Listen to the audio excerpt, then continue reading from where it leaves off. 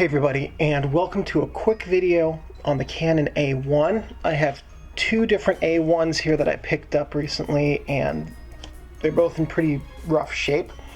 I'm going to show you what a healthy A1 shutter sounds like and what a dying Canon Squeak A1 shutter sounds like. So I've put my microphone really close to the cameras. Here's what a healthy shutter sounds like.